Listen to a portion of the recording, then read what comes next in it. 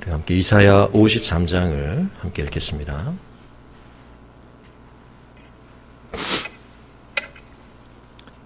이사야 53장 우리 한 목소리로 함께 읽겠습니다. 우리가 암송하게 되는 성구 가운데 하나인데요. 이사야 53장을 1절에서 12절까지 한 목소리로 읽겠습니다. 우리가 전한 것을 누가 믿었느냐? 여호와의 팔이 누구에게 나타났느냐? 그는 주 앞에서 자라나기를 연한 순 같고 마른 땅에서 나온 뿌리 같아서 고운 모양도 없고 풍채도 없은즉 우리가 보기에 흠모할 만한 아름다운 것이 없도다. 그는 멸시를 받아 사람에게 버림받았으며 간고를 많이 겪었으며 질고를 아는 자라. 마치 사람들이 그에게서 얼굴을 가리는 것 같이 멸시를 당하였고 우리도 그를 귀히 여기지 아니하였도다. 그는 실로 우리의 질고를 지고 우리의 슬픔을 당하였거늘 우리는 생각하기를 그는 징벌을 받아 하나님께 맞으며 고난을 당한다 하였노라. 그가 찔림은 우리의 허물 때문이요 그가 상함은 우리의 죄악 때문이라. 그가 징계를 받음으로 우리는 평화를 누리고 그가 채찍에 맞음으로 우리는 나음을 받았도다. 우리는 다 양 같아서 그릇 행하여 각기 제 길로 갔거늘 여호와께서는 우리 모두의 죄악을 그에게 담당시키셨도다. 그가 곤욕을 당하여 괴로울 때에도 그의 입을 열지 아니하였으며 마치 도수장으로 끌려가는 어린 양과 털 깎는 자 앞에서 잠잠한 양같이 그의 입을 열지 아니하였도다. 그는 곤욕과 신문을 당하고 끌려갔으나 그 세대 중에 누가 생각하기를 그가 살아있는 자들의 땅에서 끊어짐은 마땅히 형벌받을 내 백성의 허물 때문이라 하였으리요. 그는 강포를 행하지 아니하였고 그의 입에 거짓이 없었으나 그의 무덤이 악인들과 함께 있었으며 그가 죽은 후에 부자와 함께 있었도다. 여호와께서 그에게 상함을 받게 하시기를 원하사 질고를 당하게 하셨은즉 그의 영혼을 속건제물로 드리기에 이르면 그가 씨를 보게 되며 그의 날은 길 것이요 또 그의 손으로 여호와께서 기뻐하시는 뜻을 성취하리로다. 그가 자기 영혼에 수고한 것을 보고 만족하게 여길 것이라.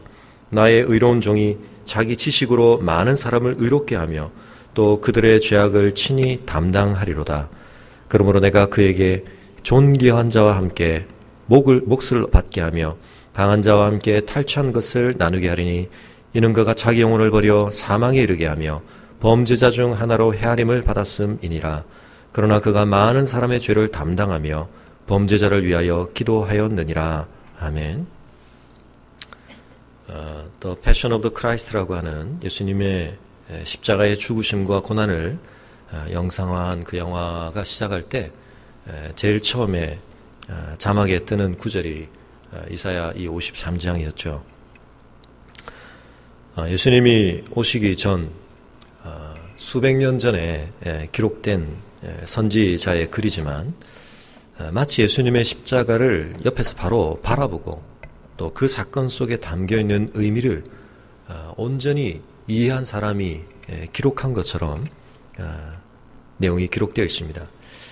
물론 이 내용은 1차적으로는 하나님의 나라를 위해 하나님이 택하여 세우신 하나님의 종이 하나님의 뜻을 이루기 위해 그는 의로운 자였으나 그가 섬기는 종으로서 고난을 받게 될 것이다 하는 것을 말하고 있습니다.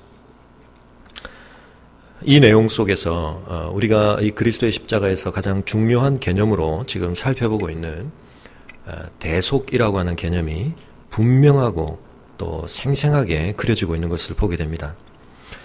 이 사람이 이와 같은 고난을 당하고 있는 것, 그냥 보통의 고난이 아니라 극심한 고난인데 그 고난을 지켜보고 있는 사람들이 도무지 그 꼴을 계속 지켜보고 있을 수가 없을 만큼 그걸 계속 바라보고 있는다는 것 자체가 고통이 될 만큼 같은 인간으로서 한 인간이 겪는 이 극심한 고통을 지켜보는 것만으로 고개를 돌릴 수밖에 없는 그런 심한 고난 가운데 있는 이 사람을 보며 수많은 사람들은 1차적으로 그렇게 생각할 수밖에 없었다는 것입니다. 아, 저 사람이 얼마나 심한 잘못을, 극심한 악을 저질렀길래 저런 징벌을 받게 되나, 저런 상함을 경험하게 되나. 그러나 놀랍게도 그가 이와 같은 고통을 겪고 있는 것은 그의 잘못에 대한 대가가 아니라 누군가 다른, 그가 지금 그 대상들을 위하여 뭔가를 성취하려고 하는, 하나님의 구원을 경험케 하려고 하는 그 일을 이루기 위해 그가 대신 이와 같은 고통을 겪고 있다는 것을 이사야는 말하고 있습니다. 그가 짊어진 그 모든 것은 우리의 것이었다. 그의 질고도, 그의 슬픔도, 그의 맞음도 우리의 것이었는데, 그가 찔림은 우리의 허물을 인함이고 그가 상함은 우리의 죄악 때문이었고, 그리하여 그가 징계를 받는 것을 통하여 우리가 평화를 누리게 되고, 그가 채찍에 맞는 것을 통하여 우리가 나음을 받게 되었다는 이 사실을, 그러나 그 당대의 사람들은 헤아리지 못했고 이해하지 못했다고 기록하고 있습니다. 예수 그리스도의 십자가의 죽으심을 대속으로 이해하는 것, 이것은 너무나 중요한 복음적인 십자가 이해에 있어서 가장 중요한 핵심이라고 우리가 말할 수 있겠습니다. 왜 우리의 죄의 문제가 이와 같은 방식을 통해서 해결되어지는가 라는 것을 제대로 이해하기 위해서는 우리 자신에 대해서, 특별히 우리 안에 있는 죄의 심각성에 대해서 우리가 바르게 이해해야 하고, 또 하나님에 대해서 우리가 올바르게 이해해야 한다 하는 것을 나누었습니다. 하나님께서는 결코 자기 자신과 모순되실 수 없으신 분이시며, 자신의 성품의 완전성과 철저하게 일관되도록 행동하시는 것이 마땅하시고, 하나님은 그와 같이 다른 무엇이 아닌 자기 자신을 만족시키시는 방식으로 늘 일하셔야 하는 분이시다라고 하는 것을 우리가 이해하는 것이 필요하다고 했습니다. 이 신적인 필연성에 대한 인정, 인식, 이것이 있느냐 없느냐는 것이 복음주의적인 해석자와 비복음주의적인 해석자를 가르게 되고, 신약 성경에 충실한 성도와 그렇지 못한 사람들을 궁극적으로 나누는 기준이 된다고 존 스토트는 말하고 있습니다. 우리가 어떤 필연성을 이해한다는 것은 그렇지 않은 다른 방식으로 생각하는 것은 피해야 하는 것이구나, 그건 허용이 안 되는 것이구나, 그건 제외되는 것이구나 라고 하는 것을 제대로 인정하는 것과 관련이 있다고 말합니다.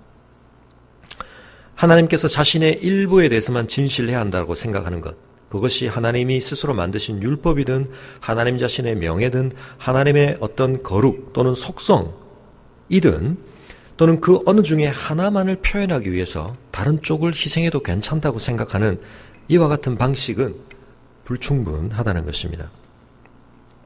하나님께서 어떤 때는 그 속성들 중에 하나에 충실하시고 어떤 때는 또 다른 하나에 충실하신 그와 같은 것이 아니라, 하나님의 자기다우심 모두에 대해서 하나님은 늘 충실하시면서 그 모든 것을 이루시는 방식으로 역사하셔야 한다는 것입니다.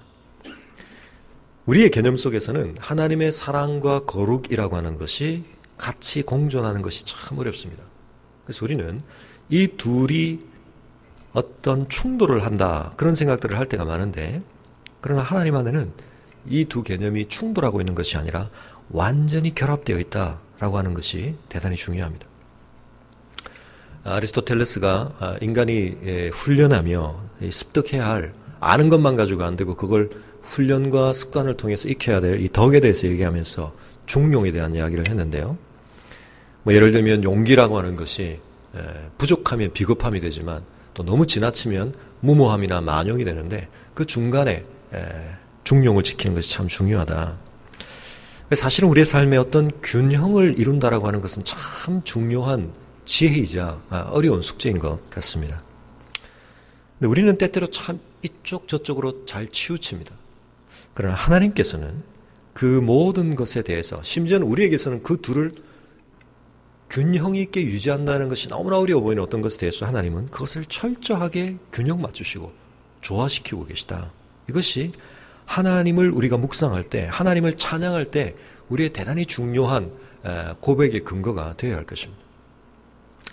그래서 아리스토텔레스가 말했듯이 인간의 덕성 안에서도 뭔가가 잘 중심을 잡고 있을 때, 균형을 잘 맞추고 있을 때, 저 사람의 인격이, 삶이 참 멋지고 아름답다, 우리가 그렇게 인정할 수 있다면, 하나님의 영광스러운 성품 안에서 우리 안에서는 감히 그 둘을 다 갖고 있다는 것 자체가 힘든 그 모든 것을 하나님이 온전하게 통합하시고 균형 맞추고 계시다. 이것은 참 하나님의 아름다움이시다.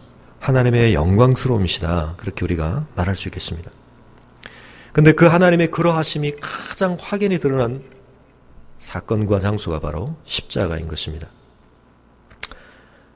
하나님께서는 심판을 통한 거룩과 용서를 통한 사랑을 온전히 동시에 그러면서도 유일하게 십자가를 통해 나타내셨습니다.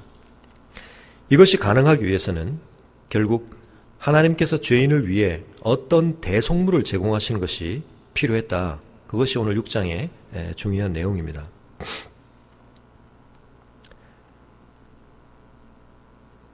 크랜필드라고 하는 사람이 로마 주석에 쓴 이야기 중에 하나님은 그분의 자비로 죄 있는 사람들을 용서하기로 작정하셨으며 또한 참으로 자비로우면서도 의로운 방식으로 즉 어떻게 해서라도 그들의 죄를 묵고하지 않으시면서 용서하고자 하셨다.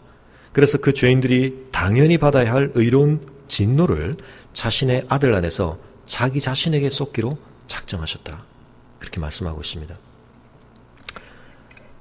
오늘도 우리가 이 내용을 이해하는 데 있어서 결국은 십자가를 바르게 이해한다는 것은 그 십자가를 행하고 계신 하나님이 어떤 분인지를 우리가 더 많이, 더 충분히, 더 온전하게 이해해가는 과정이다. 그렇게 말할 수 있겠습니다. 아니 십자가라고 하는 걸 뭘 그렇게 너무 복잡하게 우리가 이해할 필요가 있느냐. 단순하게 십자가가 우리의 죄를 해결하는 하나님의 구원의 사건이었고 우리는 예수님이 내 죄를 위해 십자가에 돌아가셨다는 것을 믿음으로 구원받으면 되지 않느냐. 맞습니다. 맞는데 그렇게 받는다라고 하는 구원이 어떤 것인지 그리고 도대체 그것이 어떻게 우리의 구원이 되는지에 대해서 단순히 우리가 그 하나의 명제를 그저 저장하고 있는 게 아니라 그 명제에 대하여 요구가 있을 때 충분히 더 풀어낼 수 있느냐 없느냐는 것은 우리 신앙의 실제적인 삶의 문제와 결코 무관하지는 않습니다. 이런 내용을 따지는 것은 실제적인 우리의 신앙 생활과는 너무 괴리되어 있는 뭔가 이론적인 이야기가 아닌가요? 라고 생각하실지 모르지만 그렇지가 않습니다.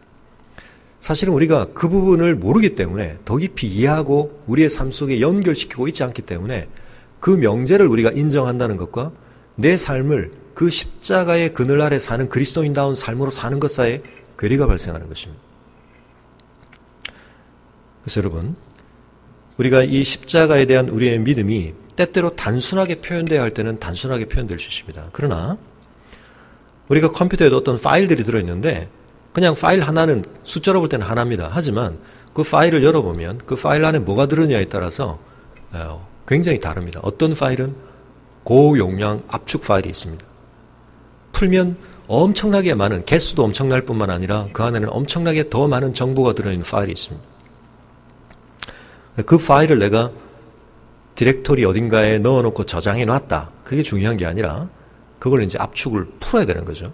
그래서 그것이 뭐 예를 들면 실행 파일이면 그것이 프로그램으로 실행이 돼야 될 거고 아니면 그 안에 수많은 정보가 모아져 있다면 그 정보들을 풀어내어서 그 정보들을 우리가 소유하는 것이 대단히 중요한 것입니다. 십자가는 우리가 영원히 압축 풀기를 해야 하는 하나님의 신비입니다. 그래서 수많은 성도들이 이 십자가를 너무나 식상하게 생각하고 있는 이 상태를 우리가 빨리 벗어나야 됩니다.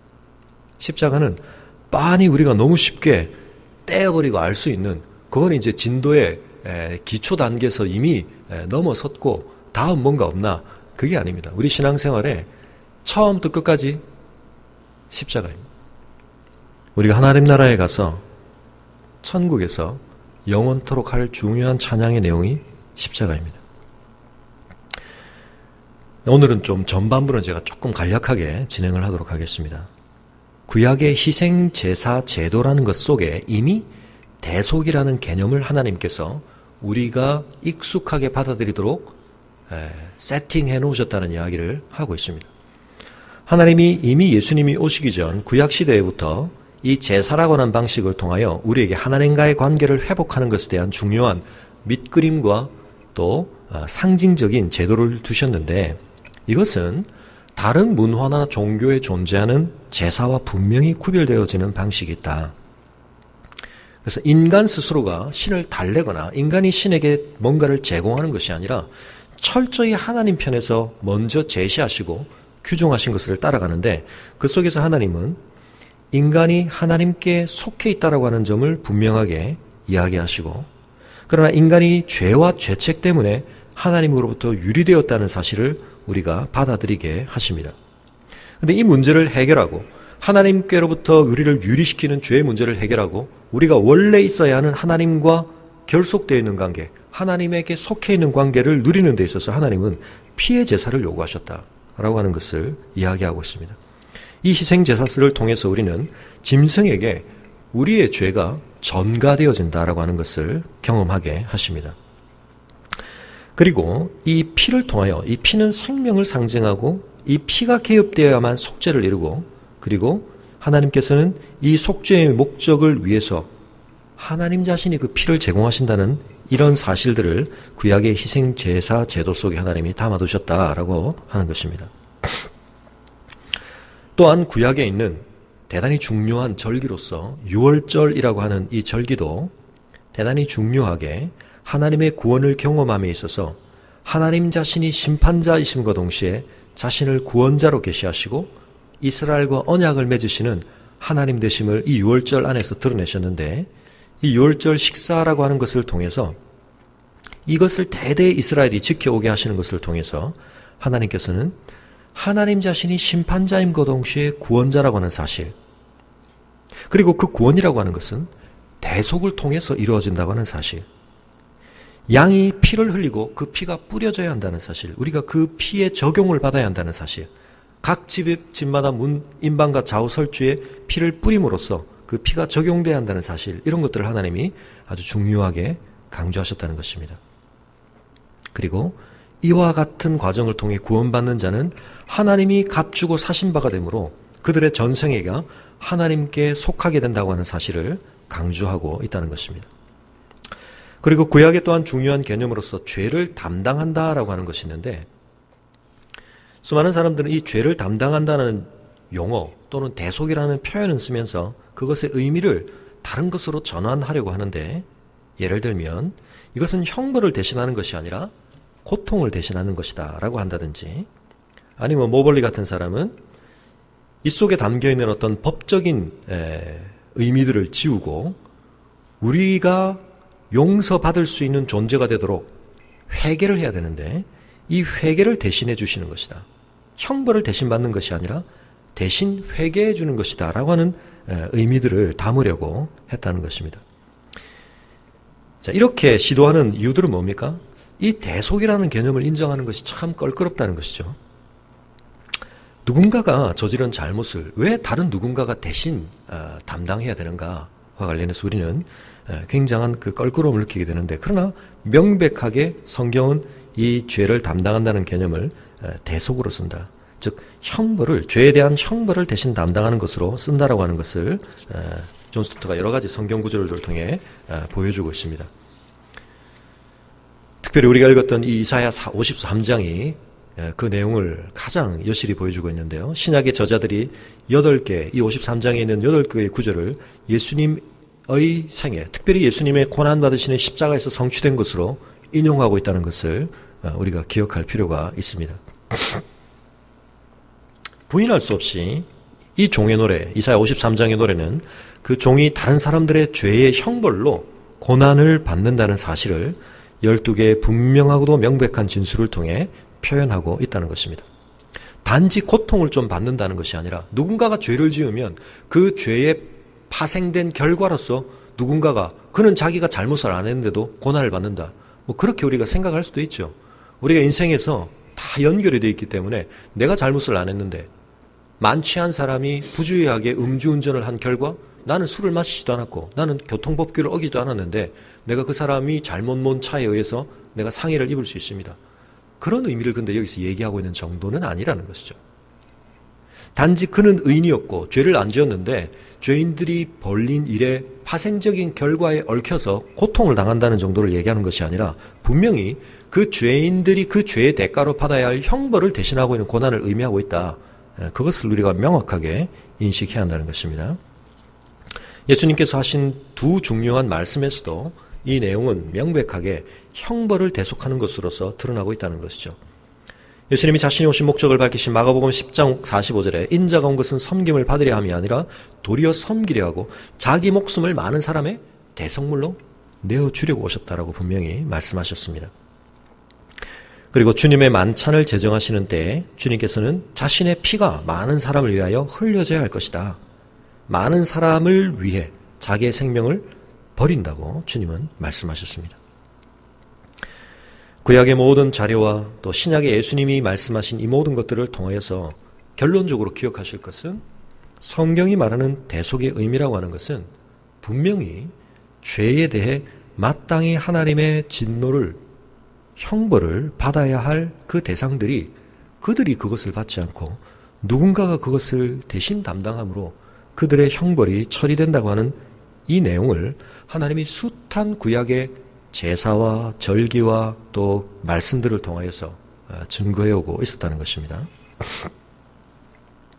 그런데 오늘 우리가 이제 주목하고 주의를 기울여야 할 것은 이제 지금부터입니다. 근데 도대체 무엇이, 누가 그 대속물인가 하는 것이 굉장히 중요하다는 것입니다. 히브리서는 명백하게 구약에 드려진 그 제사에 사용되어졌던 짐승의 피라고 하는 것은 궁극적인 효력을 갖는 것이 아니라 진정한 실체가 오기까지 하나의 모형과 상징으로서, 가불로서 그 기능을 하는 것이라고 말하고 있습니다. 그 진정한 대속물의 성취는 예수 그리스도신데, 우리가 앞서 십자가를 바라보는 관점이 제대로 되기 위해서는 여러 가지 것들이 조정될 필요가 있다고 했는데요. 오늘 여기서 가장 중요한 것은 예수님이 이루신 그 사역의 효과가 정말 지금 우리가 말하는 바의 내용으로 성취되기 위해서는 예수님이 어떤 분이셔야 했는가가 굉장히 중요하게 연결되어 있다는 것입니다.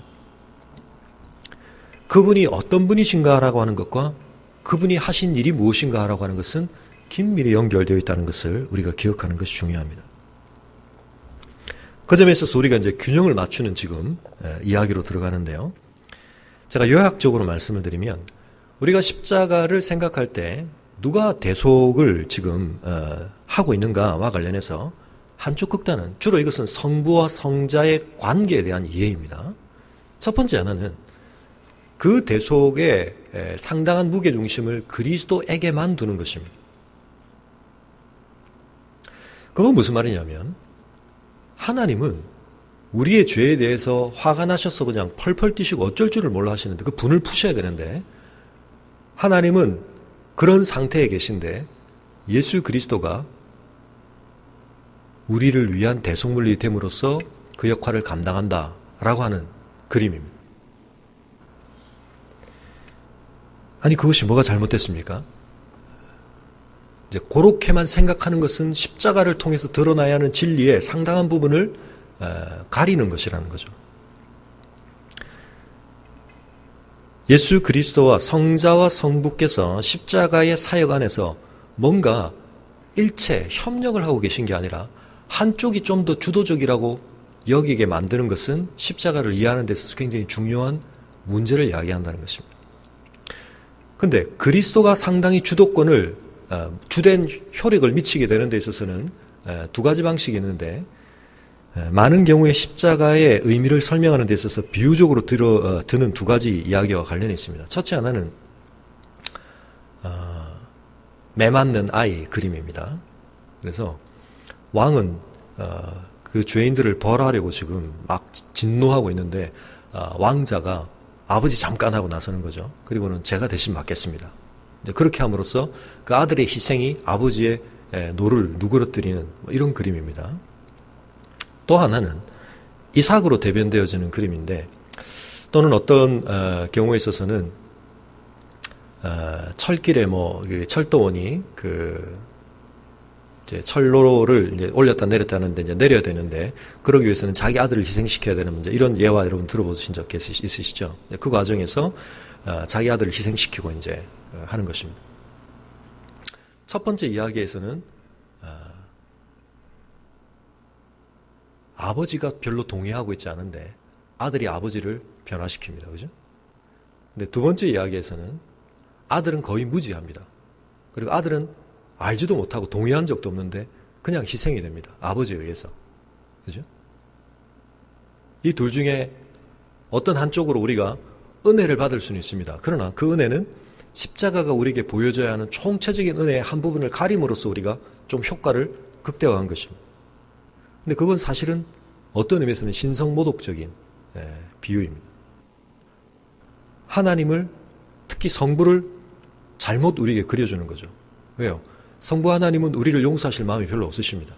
근데 그런 마음을 아들이 효력을 미쳐서 바꾸는 것이 되어버리죠. 두 번째는 성부는 성자를 너무 무시하십니다. 그리고 성자는 그 점에 있어서 너무나 주도적이지를 않으십니다. 이 두 가지 그림은 다 어느 한편으로 우리에게 십자가를 이해하는 듯 보여지게 만들지만 이건 진짜 이해가 아니라 잘못된 이해, 뭔가 하나의 진리의 어느 한 측면을 우리가 포기함으로써 누리는 효과라는 것이죠. 제가 지난주에는 물리학에 관한 이야기들을 좀 드렸는데 오늘은 제가 화학에 대한 이야기를 잠깐 드리겠습니다. 화학의 역사에 있어서 상당한 오랜 기간 동안 정설로 받아들여졌던 이론 중에 하나가 플로기스톤 이론이라고 하는 것입니다. 플로기스톤 이론이라고 불려지는 것인데요. 이건 산화가 어떻게 일어나느냐와 관련해서 상당히 오랜 기간 동안 지배했던 이론입니다. 산화, 물질이 탄다든지, 녹슨다든지, 이런 과정을 이전 시대는 어떻게 이해를 했냐면, 물질 속에 플로기스톤이라고 하는 것이 들어있다. 근데 이게 이제 빠져나감으로써 생기는 현상이라고 이제 이해를 한 것이죠. 지금으로 볼 때는 완전히 틀린 이론이죠. 산화나 연소는 어떻게 일어납니까? 대기 중에 있던 산소가 결합함으로써 일어나는데 정반대로 물질 속에 내재했던 플로기스톤이라는 것이 빠져나감으로써 산화가 일어난다고 이제 생각을 한 것입니다. 정반대죠. 그러나 이 이론이 틀렸음에도 불구하고 상당한 기간 동안 설득력을 가지고 있었습니다. 왜냐하면 다양한 여러 현상들을 이 이론으로도 설명할 수 있었기 때문입니다. 지난주에도 말씀드렸던 것처럼 어떤 것이 우리에게 이해를 유발한다는 것이 그것이 진리라고 하는 것과는 좀 구별될 필요가 있습니다. 아, 그렇게 들으니까 뭔가 이해가 일어나네 라고 하는 것이 내가 진리를 총체적으로 알았다는 것과는 구별될 필요가 있다는 것입니다. 플로기스톤 이론에 따르면 불이 나 있는데 헝겊 같은 것으로 덮으면 불이 꺼집니다. 이유는 뭘까요? 더 이상 플로기스톤이 빠져나오는 것을 막기 때문입니다. 밀폐된 공간 안에서 연소가 일어나다가 시간이 어느 정도 지나면 연소가 중단됩니다. 플로기스톤 이론에 따르면 어떻게 설명이 가능할까요? 그 물질 안에서 빠져나온 플로기스톤들이 이미 그 용기, 밀폐된 용기 안에 포화 상태가 되어 더 이상 못 빠져나오기 때문에 이제 연소가 중단된다는 것입니다. 근데 진실은 뭐죠? 그 밀폐된 공간 안에 있던 산소가 이제 다 쓰여졌기 때문에 이제 산소가 없어서 그런 거죠. 이제 이런 내용들이 점점 이제 정량적인 화학적인 측정을 하기 시작하면서 실제 산화가 일어난 이후의 결과물의 무게가 증가한다든지 이제 이런 것들을 보기 시작하면서 이제 이론이 우리에게 상당한 설명력을 줬지만 이 이론이 진실은 아니었구나. 진실의 어떤 면을 사실은 가리고 있었구나라고 하는 것을 알게 됐다는 것입니다. 우리가 십자가를 한편은 찌그러뜨려 이해하면 이해가 쉽습니다. 그 점과 관련해서 오늘 제가 또 약간은 물리학적인 이야기지만 제가 자주 드는 비유 중에 하나인데 빛에 대해서 우리가 생각을 해볼 수가 있는데요. 물리학 역사에서 빛에 대해서 끊임없이 충돌했던 두 입장이 있는데 빛이 입자냐 파동이냐라고 하는 이제 견해의 싸움이었습니다. 어느 시대까지는 빛이 입자로서 강력하게 설명되어지고 이해되어 왔습니다. 그러다가 이제 어느 시점이 되면 빛이 파동의 속성을 나타낸다는 증거들이 나타나기 시작하고 그것을 통해서 더 설명될 수 있는 빛의 속성이 많다는 것을 통해서 또 빛의 파동적인 측면이 많이 부각되기도 했습니다. 근데 우리가 가지고 있는 개념상 입자라고 하는 것과 파동은 공존할 수 있는 것이 아닙니다. 입자는 그 자체가 질량을 가지고 있거나 그 자체로서 이동을 하는 어떤 운동력을 가질 수 있는 하나의 알갱이라고 한다면 파동이라는 것은 그게 아니죠. 파가 전달되는 것인데 근데 놀랍게도 이건 빛 문제뿐만이 아니라 지금은 이제 물질 전체가 그런 이중성을 가지고 있다는 걸 우리가 이제 인정하고 있습니다. 전자의 상태라든지 여러 가지 면에 있어서 더 나은 지식은 때로 우리를 혼란스럽게 만들 수 있습니다. 우리는 이쪽이든 한쪽으로 정리가 되면 깔끔하겠는데 그것이 한쪽으로 정리가 안 된다는 걸 붙드는 것이 더 나은 진리라는 걸 우리가 지금은 인정하고 있습니다. 아니 입자면 입자고 파동이면 파동이지 그 둘이 다라는 게 도대체 뭐냐? 근데 빛은 정확하게 그 둘 다입니다. 그래서 그걸 둘 다를 인정하고 있습니다. 근데 여러분 중에 혹시 아니 나는 그걸 받아들이지 못하겠다. 그게 어느 한쪽으로 정리가 안 된 이상 그건 제대로 된 이해가 안 되니까. 근데 빛이 입자인지 파동인지 완전히 정리가 안 됐기 때문에 불을 끄고 지내시는 분 계십니까? 아, 나는 빛의 실체를 인정할 수가 없어. 나는 불을 사용할 수가 없어. 그렇지 않죠. 예. 아, 내 이해가 부족하구나. 인간의 이해 틀이, 인간의 개념이라고 하는 것은 존재하는 리얼리티, 실제를 다 포착하기에는 이건 부족하구나. 사실은 우리의 이해라는 모든 것은 어떤 의미에서는 뭔가를 잘라내는 거거든요. 이해라고 하는 언어를 쓴다는 것도 마찬가지입니다. 그래서 전부를 끌어담을 수가 없습니다. 언어의 그릇 안에. 여러분 십자가 안에서 우리가 사실은 이걸 봐야 됩니다. 하나님이 만드신 제일 처음 만드신 빛과 물질이 이미 우리의 이해를 초월해 있다면, 그걸 우리가 인정하고 있다면, 그걸 만드신 분에 대해서 우리가 이해를 하면서 어느 하나의 개념 안으로 확 끌어안아서 내가 이해를 하겠다. 아, 쏙 내가 받아들였다. 이런 느낌을 갖는 것을 추구하는 것, 그것이 위험할 수 있다는 걸 우리가 이제 이해하는 것이 중요한 거죠. 그분 앞에 우리가 엎드려 경배하는 것입니다.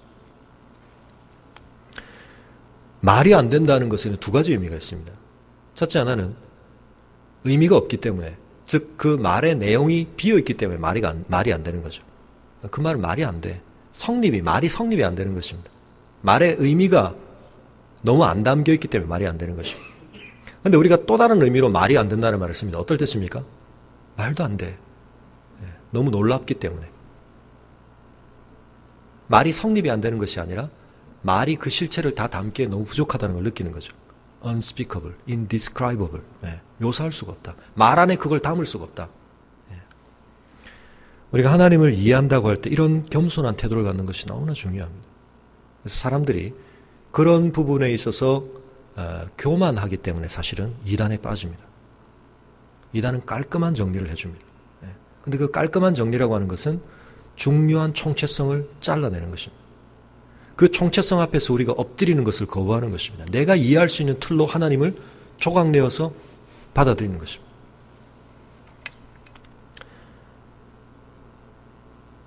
예수 그리스도를 이 십자가 대속에 있어서 너무 주도적으로 내세우는 것이 문제라고 한다면, 또 한 측의 극단은 성부순환설이라고 일컬어지는 입장인데, 이것은 또 성삼위 하나님의 협력관계에 있어서 성부를 너무 전면으로 내세우는 것입니다.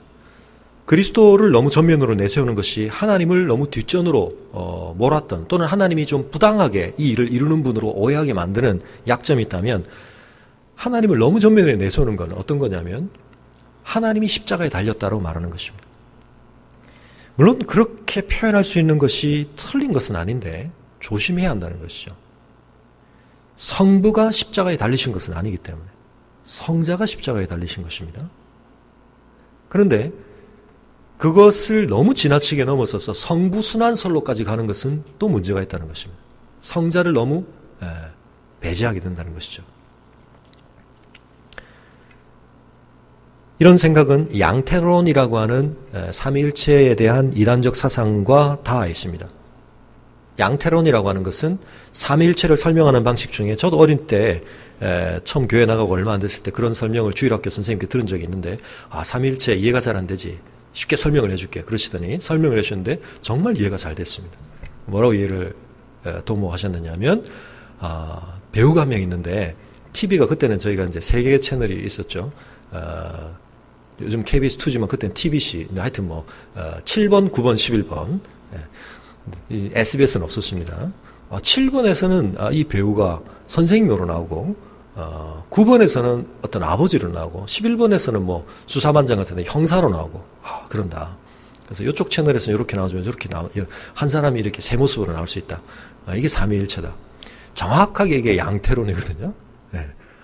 한 존재가 그런 듯이 이렇게도 한번 비치고 이렇게도 한번 나타나고, 이렇게. 이게 삼일체 아닙니다. 이게 이단입니다. 양태론이라고 하는. 근데 우리가 그런 말 들으면 몰랐던 걸 알았다는 생각이 들죠. 안 게 아니라 진리를 우리가 조각낸 것입니다. 단성론이라고 하는 것도 있는데, 이 단성론이라고 하는 것은 예수 그리스도가, 우리가 좀 이따 보겠습니다만, 예수 그리스도가 신성과 인성을 함께 가지신 상태에 계신 게 아니라 그게 뭔가 복합돼서 또 하나의 단일한 어떤 하나의 성격의 뭔가로 변했다라고 보는 것입니다. 십자가를 이해하는 데 있어서 지금 뭘 우리가 지금 주목해야 되느냐 하면 하나님이 어떤 분인가에 대한 이해와 이 십자가가 어떻게 우리에게 효력을 나타내는가와 긴밀하게 관련되어 있다는 걸 지금 우리가 살펴보고 있는 것입니다. 그 점에 있어서 대표적인 것은 성부와 성자의 관계가 뭐냐라고 하는 것과 성자 안에서 신성과 인성이 어떤 식으로 존재하는 것인가라고 하는 이 문제, 이게 고대 초대교회의 대단히 중요한 기독론적인 논쟁의 핵심이었습니다. 그래서 사도신경이 이렇게 길어지면서 사도신경은 삼위 하나님에 대한 고백의 구조를 가지고 있는데 어느 고백이 제일 깁니까? 성자에 대한 고백이 제일 깁니다. 이유는 뭐죠? 거기에 대해서 이단의 도전과 이단적인 사상이 제일 많이 제기되었기 때문에 그 점에 대해서 교정을 해야 될 필요가 더 많았던 것입니다. 더 많은 걸 말해야만 했던 것입니다. 그렇게 생각하면 안 되고 이렇게 생각해야 한다는 부가적인 선언을 더 많이 해야 할 필요가 있었던 것이죠. 그래서 제가 그 도표 안에 넣어놓은 것처럼 공의회에서 이단적인 사상에 대해서 어떤 대응을 했는가를 크게 4가지를 정리를 했는데 제일 먼저는 니케아 공의회라는 곳에서 아리우스라고 하는 이단에 대한 정리를 하게 됩니다. 이 사람이 했던 주장은 뭐냐면 예수님의 신성을 온전한 성부의 신성으로 인정하지 않는 것입니다. 그는 예수님을 유사본질, 신성의 유사본질을 가지고 있다 이렇게 말했습니다. 호모이우시우스인데요. 정통으로 인정하는 건 뭐냐면 동일 본질입니다. 호모우시우스. 글자 한자 차이인데 이게 이제 큰 차이를 만듭니다. 비슷하지만 완전히 같다는 걸 인정하지 않는 유사본질이다. 그래서 예수님의 신성을 성부의 신성과 동일한 것으로는 인정하지 않는 것입니다. 뭔가 그것보다 부족하거나 열등한 것으로 보려고 하는 것이죠. 그렇지 않다. 그걸 니케아 공의회에서 못 박았습니다. 근데 이번에는 콘스탄티노플 공의회에서는 아폴리나리우스라는 사람의 거짓된 잘못된 주장을 교정해야 했는데 이 사람은 그럼 뭘 주장했냐면 이번에는 반대로 제일 처음에는 예수님의 신성을 인정하는 데서 어려움이 있었다면 이번에는 예수님의 인성을 충분하게 인정하는 데서 어려움이 있었습니다. 예수님이 인간 되심을 입기는 했는데 그것은 단지 육신만을 입으신 거지 그 인간성의 참된 총체성 전부를 입으신 건 아니다라고 이제 보려고 했던 것이죠. 여기에 대해서 그렇지 않다. 예수님은 참된 인간성 전부를 가지셨다는 것을 못 박았습니다. 에베소 공의회라는 곳에서는 이제 네스토리우스라는 사람의 주장과 관련된 문제를 다루게 됩니다. 앞에 두 공의회가 예수님의 신성을 인정하고 예수님의 인성을 충분히 인정하는 것으로 이제 결론이 났는데 그럼 이제 어떤 문제가 제기됩니까? 한 인격 안에 그런데 좋다. 그런데 신성도 완전하고 인성도 완전하다면 그 신성과 인성은 도대체 어떤 식으로 공존하는 거냐의 문제가 제기되는 거죠. 거기에 대해서 네스토리우스는 이 신성과 인성이 분리되어 존재한다고 말했습니다. 그래서 어떨 때는 신성만 나타나고 어떨 때는 인성만 나타나고 이렇게 되는 거죠. 그렇지 않다라고 하는 것을 못 박은 것이 에베소 공의회입니다. 그래서 이 두 신성이 온전히 연합되어 있으며 우리가 이해할 수 없는 방식이지만 적어도 그렇게 분리되어 존재하는 것은 아니다.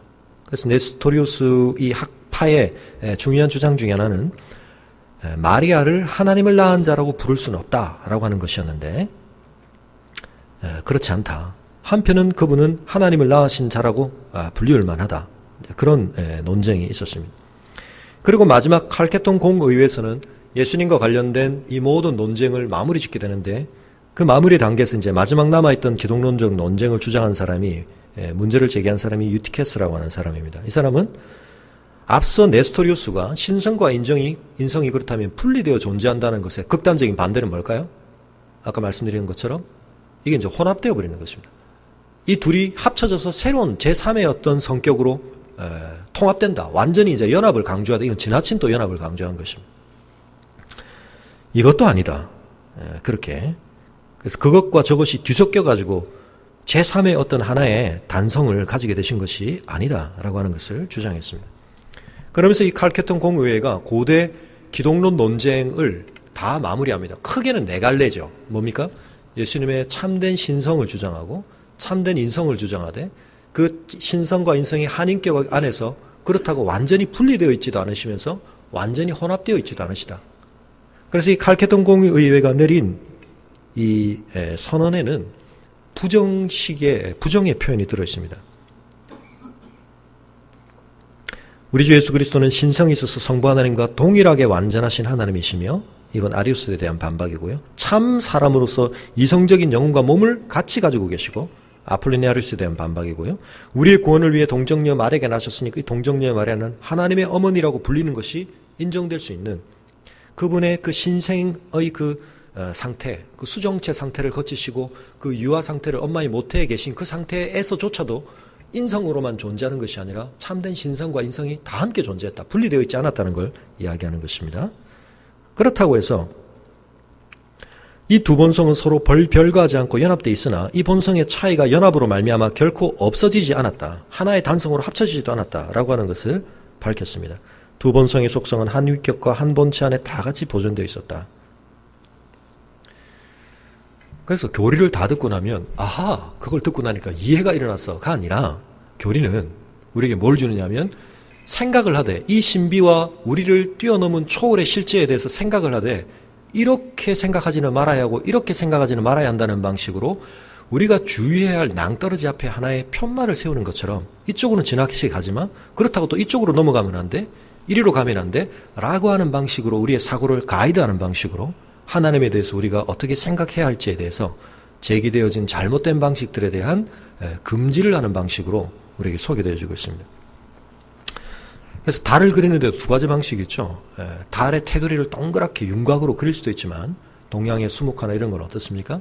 달을 직접 그리지는 않지만 그 주변에 있는 구름이라든지 이런 것을 통하여 달이 드러나게 할 수 있는 것처럼, 그래서 이제 신학의 방법 중에 때로 이 아포파티시즘이라고 불리기도 하고 부정신학이라고도 불려지기도 하고, 얘기 너무 극단으로 또 가서는 안 되는데, 하나님에 대해서는 A는 B다라는 방식으로 이야기할 수는 없고 A는 C가 아니고 D가 아니고 E가 아니라는 방식으로만 말할 수 있다. 이제 이렇게 이제 가는 입장도 있습니다. 근데 우리가 그렇게만 하나님에 대해서 말할 수 있다는 아니지만, 그러나 그런 측면을 중요하게 신학적인 진술에 쓰려고 하는 중요한 의도가 뭔가 하는 것을 이해할 필요가 있습니다. 십자가는 우리 앞에 너무나 종합하기 어려운 것을 온전하게 종합하고 있기 때문에 우리가 정신을 바짝 차리지 않으면, 아, 나 십자가를 알았어 라고 말하는 순간 우리가 그 십자가의 총체성 중에 어느 한 부분을 지워버리거나 잘라낼 수 있다는 사실을 주의해야 한다는 것입니다. 그래서 우리가 인정하는 것은 뭐냐? 그리스도 안에 하나님이 계셨다는 것을 우리가 인정하는 것입니다. 성삼위 하나님의 이 신비한 연합의 관계, 영원히 각 위로 계시지만 온전한 일체이신 이 삼위 하나님의 역사가 십자가 안에서 놀랍게 드러난 것입니다. 그래서 분명히 고난받으시고 계셨던 분은 성자이십니다. 그런데 그 성자도 아버지가 억지로 시켰거나 또는 아버지와 무관하게 자기 혼자 나서셔서 하신 것이 아니라 아버지와 아들이 완전한 협력 가운데 이렇게 하고 계시다는 사실. 아버지가 주도하시지만 아들은 자발적으로 순종하십니다. 아들이 십자가에 계실 때 아버지는 어떻게 그것과 분리되어 계시겠습니까? 성부 자신이 십자가에 달리신 것은 아닙니다. 그러나 어떤 의미에서 여러분, 아들을 죽음에 내어주는 것은 그 자신이 죽음을 당하는 것보다 훨씬 더 고통스러운 것이라는 것을 부모가 되어보신 분은 이해하실 것입니다. 차라리 어떤 마음이 드시겠어요? 내 아들을 저렇게 처참하게 죽느니 내가 달리지. 그게 부모의 마음이죠. 그러니까 성자를 내가 내몰아서 처리하니까 나는 가뿐하고 좋다. 하나님은 결코 그러실 수 없는 분이시죠. 그러므로 분명히 하나님도 그 십자가 안에서 고통을 당하고 계십니다. 하나님도 함께 어떤 의미에서 죽음을 경험하시는 것입니다. 그러나 그걸 성부순환설로까지 끌고 가는 것은 삼위일체 하나님의 협력의 사역에 중요한 균형을 우리가 한쪽으로 무게를 쏠리게 만드는 것입니다.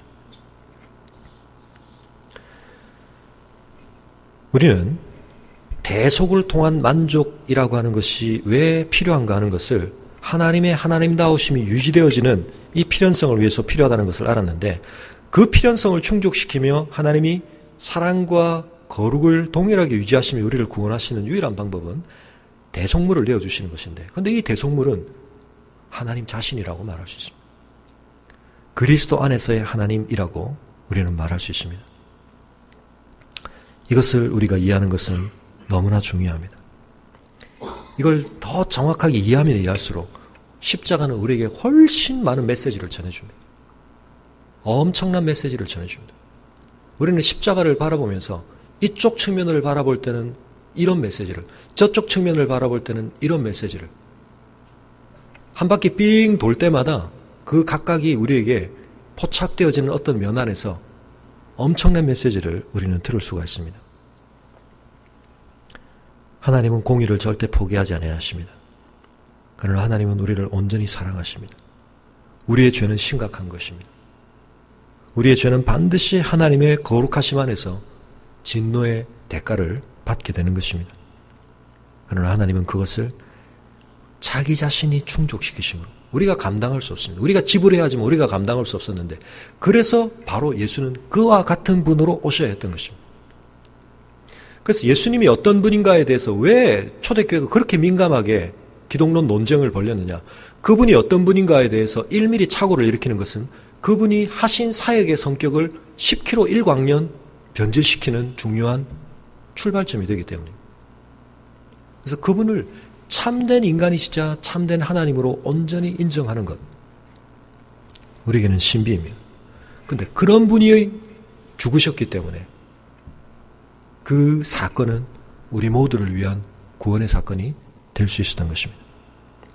그 아들을 십자가에 죽이심을 통하여 아버지는 당신 안에서 우리의 죄에 대하여 분명하게 표현하셔야 할 의와 또한 공의를 드러내심과 동시에 우리를 향하여 드러내실 수 있는, 우리를 지극히 사랑하심을 나타내실 수가 있었던 것입니다. 근데 이 속죄의 본질이 이와 같은 대속이라고 하는 사실, 하나님께서 그리스도, 그 아들 안에서 당신이 고난당하시는 이 대속이었다는 사실을 우리가 받아들일 때 두 가지를 우리가 마지막으로 기억해야 하는데, 첫 번째는 신학적인 것이다. 예수 그리스도를 유일하신 신인이요 중보자로 보는 이 역사적인 교리를 고수하지 않는다면 십자가에 관한 역사적인 교리를 결코 유지할 수 없다. 오직 그 그리스도 안의 하나님만이, 인간의 대신 성부 아버지 하나님의 독생자이신 그분만이 우리를 대신하실 수 있다. 십자가를 변형된 형태로 묘사하는 모든 시도의 배후에는 왜곡된 기독론이 있다라고 하는 지적을 우리가 이해할 필요가 있습니다. 우리 가스펠송 중에 주의 아름다움은 말로다 형언할 수 없고 뭐 그런 찬양인데, 여러분 예수님이 아름답다는 말을 예수님이 꽃미남이시다는 말로 이해하시면 안 되고, 사실은 이사야에서 우리가 아까 읽었던 본문에 보면 나와 있지만 예수님이 외모에 있어서 꽃미남이셨을 가능성은 좀 없어 보입니다. 그래서 요한복음에도 나오지만 예수님이 실제 30대 초반의 나이에 네가 아직 50도 못 된 것이, 근데 그 말을 들으셔야 했던 맥락은 네가 나이가 지금 한참 어려 보이는데 네가 아브라함 때부터 있었다는 얘기냐. 그러니까 할 수만 있으면 나이를 아래로 봐야 되는데 50으로 봤단 말이죠. 이 말은 예수님이 굉장히 건늙어 보였다는 얘기거든요.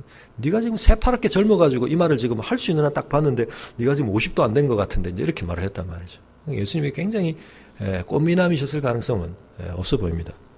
그렇지만 예수님이 아름다우신 건 뭐냐면 예수님 안에 엄청난 것이 다 들어있기 때문에 완전한 균형을 가지고,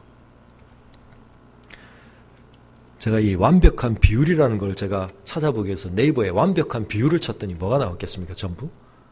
집에 가서 한번 완벽한 비율을 쳐니까 저는 무슨 화학적인 구성물이 좀 완벽하게 뭔가 이렇게 비율이 맞춰진 뭐 이런 걸 좀 찾아보려고 했는데 전부 외모에 대한 거, 완벽한 비율의 뭐 몸매 이런 거가 나오던데, 몸매도 비율이 맞으면 뭐 보기 좋죠. 그렇지만 몸매보다 훨씬 갖추기 어려운 거는, 물론 몸의 비율도 잘 맞추시기 위해서 열심히 노력하시기 바랍니다. 보통 일이 아닙니다. 그렇지만 그거보다 훨씬 어려운 것은 인격 안에 온전한 비율을 맞추고 있는 것. 아까 말씀드린 아리스토텔레스의 중용과는 비교할 수 없는 완전한 거룩과 완전한 사랑의 비율을 철저하게 맞추고 있다는 건 여러분 너무 아름다운 것입니다. 그래서 오늘날 미학은 좀 기준이 많이 바뀌었지만 옛날 고대의 미학의 기준에 굉장히 중요한 것 중에 하나가 비율 아니었습니까? 그죠? 비례가 맞다. 이게 굉장히 중요한 미학적인 기준이었는데 신학적으로도 마찬가지입니다. 예수님이 아름다운 것은 예수님은 치우침이 없으십니다. 모든 선한 것을 완벽하게 조화롭게 균형 맞춰 가지고 계십니다. 그런 사람을 보면 우리가 흠모하게 됩니다. 와, 멋지다. 우리 좋은 나무 교회 성도님들은 이런 열매를 다 맺으시길 바랍니다. 우리가 예수님을 다 닮아야 되거든요. 그죠? 예. 근데 이제 더 중요한 것이 있습니다. 마지막 인격적인 것인데요.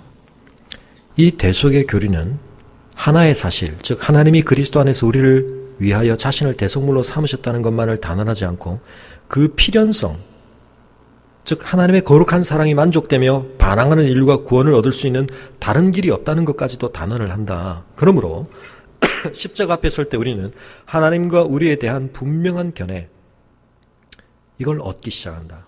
십자가 앞에 서야만 우리는 우리가 누구이고 하나님이 누구신지에 대한 분명하고 올바른 진리의 견해를 마주하게 됩니다. 그런데 문제는 우리의 교만한 마음은 이 진리에 대해서 반항한다는 것입니다. 이걸 거부한다는 것입니다. 여러분, 사람들이 왜 십자가를 거부한다고 생각하십니까? 어떻게 생각하면 참 이상한 일이죠. 이해가 안 되죠. 왜요? 십자가만큼 우리에게 쉬운 구원의 길이 어디 있습니까? 하나님과의 관계를 회복하고 하나님 앞에 의로운 자로 인정받고 하나님의 자녀된 권세를 얻는데, 하나님과의 샬롬의 관계를 회복하고 하나님의 축복을 경험하는데 네가 할 일이 아무것도 없다. 와, 이렇게 쉬운 구원의 길이 어디 있습니까? 엄청난 선행을 해야 된다. 엄청난 도덕적 선을 쌓아야 된다. 엄청난 자기 희생을 해야 된다. 그게 아니라 네가 할 일이 아무것도 없다. 얼마나 쉽습니까?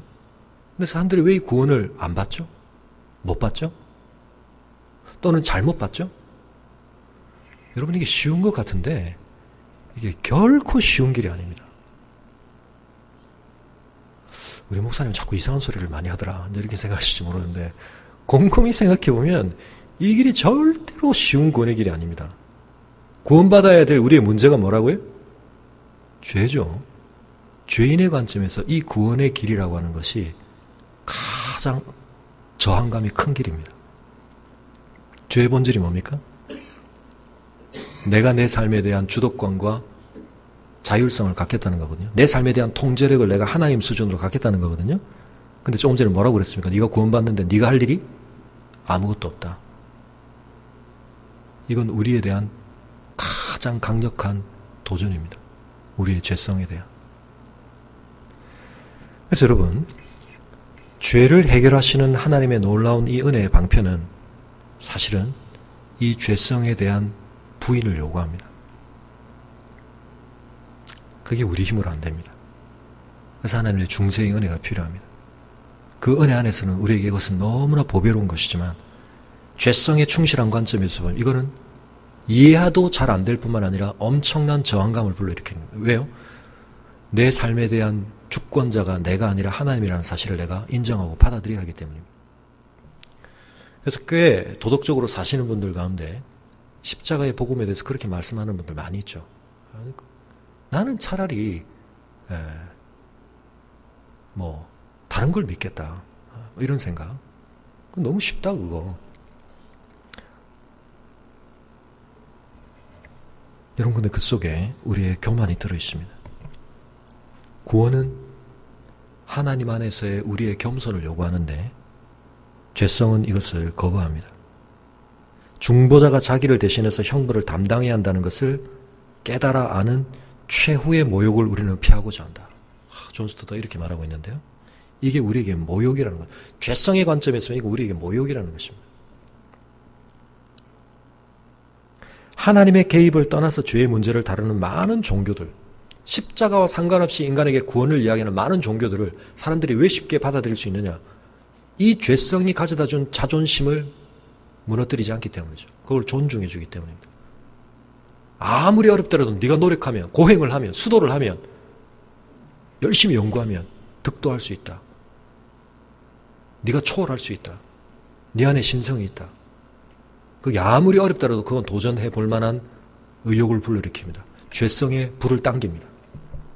우리가 엔진을 교체할 필요는 없습니다. 엔진이 좀 딸리더라도 그 엔진으로 가고 싶은 마음이 생깁니다. 근데 복음은 우리에게 우리의 삶을 몰아가고 있는 엔진을 교체하라고 말합니다. 여러분, 쉬운가요? 쉽지 않습니다. 그런데 여러분, 이 복음을 어떻게 인정하고 믿게 되셨습니까? 그건 사실 하나님의 은혜입니다. 여러분이 빈손 들고 십자가를 붙드는 이 비참함을 인정하게 된 거, 그 참혹한 십자가를 통해서라만 나는 하나님 앞에 의로워질 수 있습니다라는 걸 인정하게 된 것은 우리의 죄성에 대한 사형 선고입니다. 우리의 죄성은 이걸 끝까지 거부합니다. 차라리 그걸 인정하느니 내가 망하고 말지. 그 마음이 우리에게 있습니다. 그래서 여러분, 복음을 받아들인 사람은 반드시 겸손하게 되어 있습니다.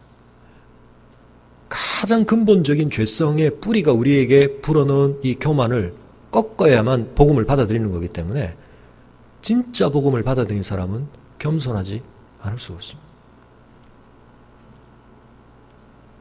그래서 우리가 그 선물을 받는 것조차, 그 믿음조차 은혜라고 바울이 이야기하고 있는 것입니다.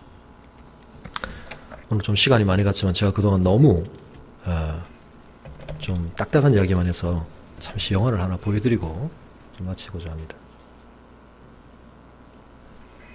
불을 좀 꺼주시죠. 이 영화는 제가 십자가를 설명할 때 보여드리는 여러 영화 중에 한 편인데요. Courage Under Fire라고 하는 영화인데 생각했던 내용을 이 영화와 함께 좀 마무리하고 싶어서 좀 보여드렸습니다. 우리가 이미 다뤘던 내용 중에 인간에게 죄의 책임을 묻는 것이 사실은 인간을 존중하는 것이다. 우리가 그런 이야기를 했었는데요. 몬프리즈의 모습과 이 설링 중령의 모습 중에 누가 더 인간적이고 누가 더 진정 아름다워 보입니까? 자기의 죄를 직면하거나 인정하기를 싫어하는 그 모습이 아니라 사실은 그것을 인정하는 인간의 모습, 이것이 훨씬 아름답죠. 그리고 멋지죠. 하나님은 우리에게 그것을 사실은 요구하십니다. 이 웰든 대령의 죽음에 대해서 국가는 그저 군인들의 사기를 진작시키기 위한 하나의 그 케이스를 찾아내기 위해서, 그리고 그걸 그저 홍보하기 위해서 이 웰든 대령의 죽음을 영웅적으로 치장하고 또 훈장을 내리려고 했지만, 사실은 진실을 파헤치고 들어가 보니까 거기에는 훨씬 아름답지 못한 그런 이야기들이 들어있었습니다. 근데 뭐 이미 사람은 죽었고 뭐 그걸 파헤쳐봐야 별 도움은 안 되고 그저 그렇게 국가의 이익을 위해서나 개인의 명예를 위해서나 그렇게 덮고 지나가는 것이 좋을지도 모르겠습니다. 그러나 이 설링 중령이 마지막에 말했던 것처럼 그건 진정으로 그 사람을 기리는 방식이 아니다. 조금 다르기는 하지만 우리가 예수님의 십자가에 대해서도 그래, 예수님 우리 위해서 죽으셨고 예수님의 십자가는 참 좋은 거고 우리가 대충 그렇게 넘어갈 게 아니라 사실은 더 세밀하게 털끝만큼의 어긋남도 없이 진실을 계속 파헤치고 들어가야 되는데요. 그게 진짜 그분의 죽으심의 의미를 우리가 소중히 여기고 그걸 통해 우리가 정말 엄청난 유익을 누렸다는 것을 고백하는 길이겠죠. 근데 사람들이 왜 그 길을 안 갑니까? 진실을 왜 파헤치지 않나요? 진리와 진실을 알아가는 과정에서는 뭔가가 걸리기 때문입니다.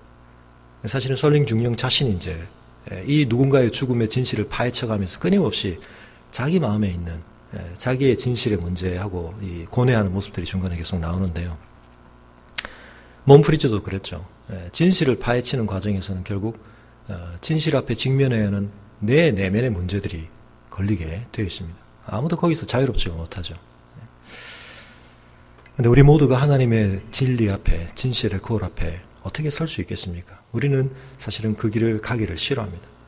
내 죄를 인정하고 우리가 그 앞에서 헬플리스해지기보다는 몬프리즈가 택했던 것처럼 차라리 나를 파괴하는 길을 우리는 택할 만큼 죄성은 우리에게 거짓된 반응 양식을 만들어내고 있습니다.